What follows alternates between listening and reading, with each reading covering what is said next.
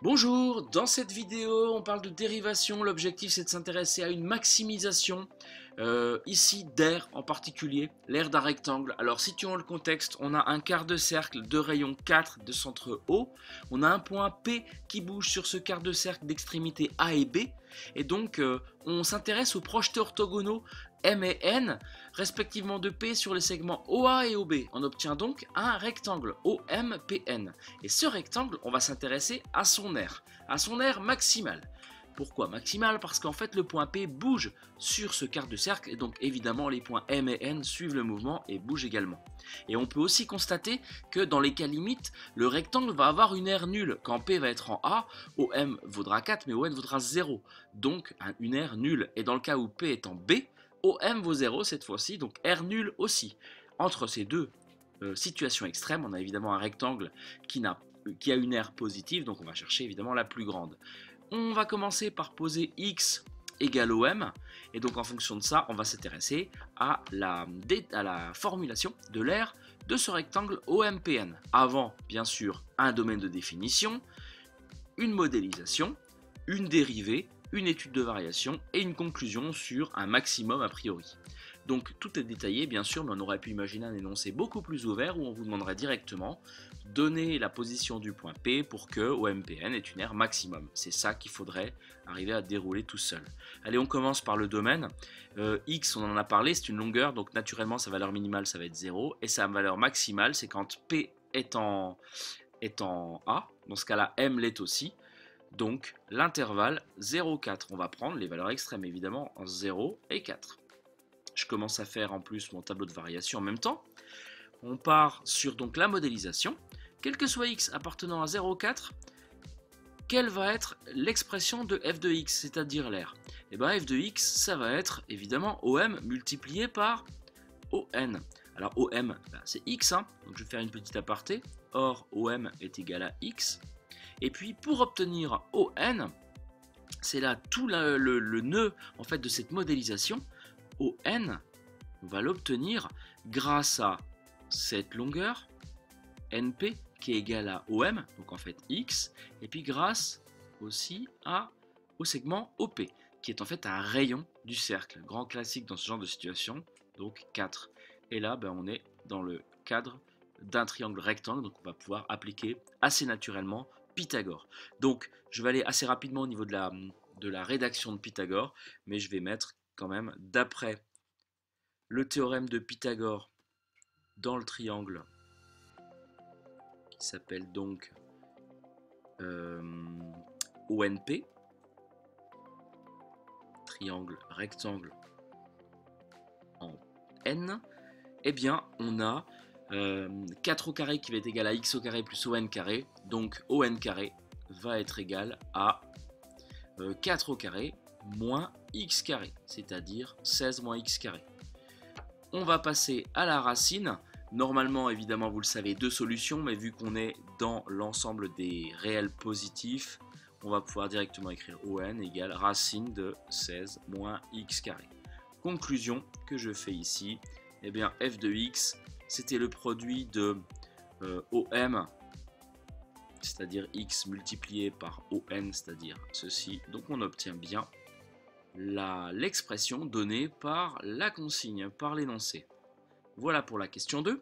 On va maintenant étudier cette fonction, bien naturellement, en la dérivant. Alors, c'est un produit d'une fonction affine, d'une fonction linéaire même, et d'une fonction racine. Donc, on va détailler un petit peu ce point de rédaction, comme toujours.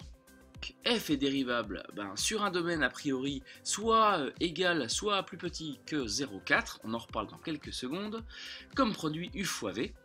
Deux fonctions de référence dérivables, je vais peut-être l'écrire quand même, hein. Deux fonctions de référence dérivable, une fonction affine, on a dit, ou linéaire, et une fonction racine. Avec u de x égale x, donc la dérivée naturellement ce sera 1, et v de x racine de 16 moins x carré. Donc ça je vais le préciser juste après, mais ou maintenant plutôt, mais racine de quelque chose, je le précise ici, racine de, alors je vais pas remettre univ parce que c'est déjà utilisé, racine de w, le tout prime, c'est w' sur 2 racine de w. Donc on va appliquer ça ici,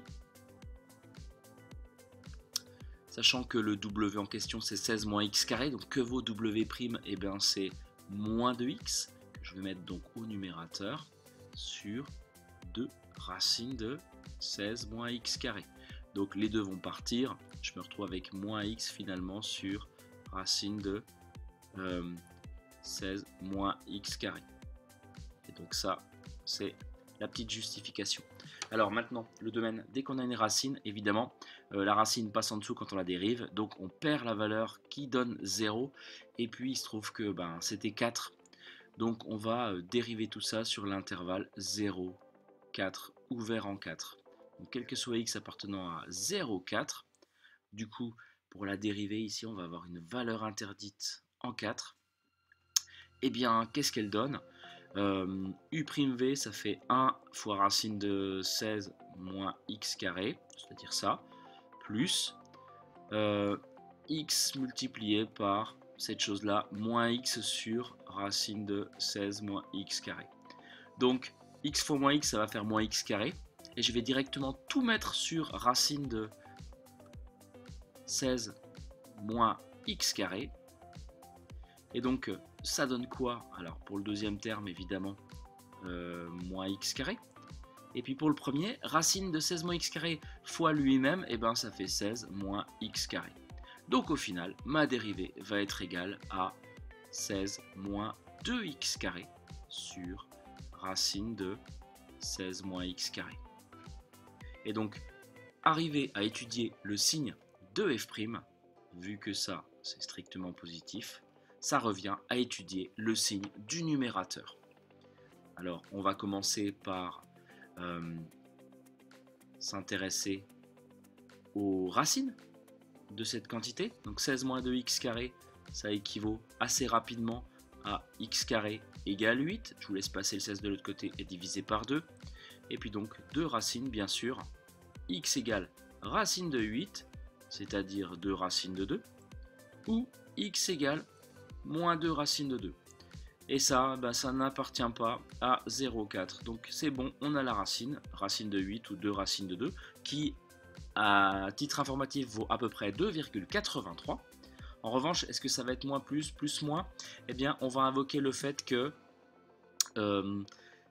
x donne 16 moins 2x carré est du signe de moins 2, son coefficient, le coefficient de x carré est du signe de moins 2 à l'extérieur des racines. Donc au final, je vais avoir moins plus moins. Plus moins, vu que la première racine, elle est out par rapport à ce qui nous intéresse. Donc la fonction va déjà être croissante, puis décroissante. On a bien un maximum. Ici, pas de valeur interdite. Je vous rappelle que la fonction f, elle est quelque part par là, encadrée. Voilà. Donc en 4, pas de souci.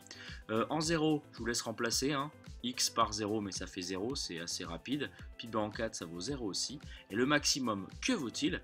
Je le calcule ici. F de 2 racine de 2, ou f de racine de 8, sera peut-être plus simple à calculer comme ça. Ça fait racine de 8 au carré, c'est-à-dire 8. 16 moins 8, et bien ça fait 8 encore. Et puis devant, racine de 8. Donc racine de 8 multiplié par racine de 8. Je manque de place, donc je vous laisse calculer ça. Mais quand vous remplacez x par racine de 8, ça fait en dessous 8, donc racine de 8. Racine de 8 au carré, ça fait 8. Donc voilà. Je sais que pour x égale 2 racines de 2, mon R vaudra 8. Donc je vais pouvoir conclure. Il manque ici évidemment la petite phrase. F est croissante sur 0, 2 racines de 2. Et puis décroissante sur 2 racines de 2, 4. Magie, voilà la phrase. Et donc on va conclure la question 4. Je vais tenter de la faire ici. Le plus dur pour moi dans cet exercice, c'est de trouver de la place pour répondre aux questions. Donc le maximum, c'est 8 atteint en 2 racines de 2. Pourquoi? Parce que f' de 2 racines de 2 vaut 0 en changeant de signe. Donc f a un maximum en 2 racines de 2, car f' de 2 racines de 2, ça fait 0 en changeant de signe. Et donc la position du point P, on va calculer ses coordonnées. L'abscisse, eh ben, c'est 2 racines de 2 bien sûr, mais que vaut son ordonnée? Eh ben, ça je vous laisse le trouver, mais quand on remplace ON dans ON x par 2 racines de 2, eh bien on trouve 2 racines de 2 encore. Donc 2 racines de 2, c'est racine de 8, racine de 8 au carré, ça fait 8, 16 moins 8, ça fait 8 encore, et racine de 8 au final. Donc racine de 8, c'est 2 racines de 2. Le point P, ça va être 2 racines de 2 en abscisse, OM quoi, et puis 2 racines de 2 en ordonnée. Donc on a identifié la position du point P pour que l'air soit maximal, et bonus, on l'a, cet air maximal, elle vaut 8. Voilà pour cet exercice, je vous dis à bientôt pour une prochaine vidéo, car le voyage continue.